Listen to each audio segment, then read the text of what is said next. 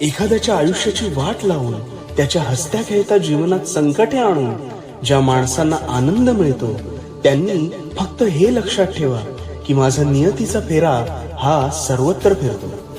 तुमच्या पाप पुण्याचा हिशोब हा होतोच.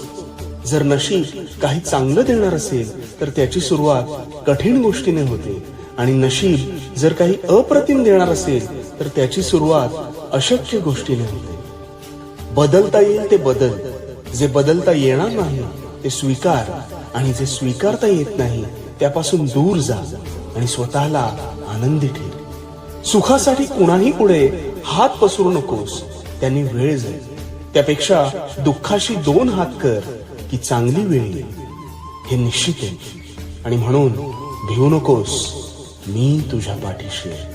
भिवू नकोस, मी तुझ्या पाठीशी.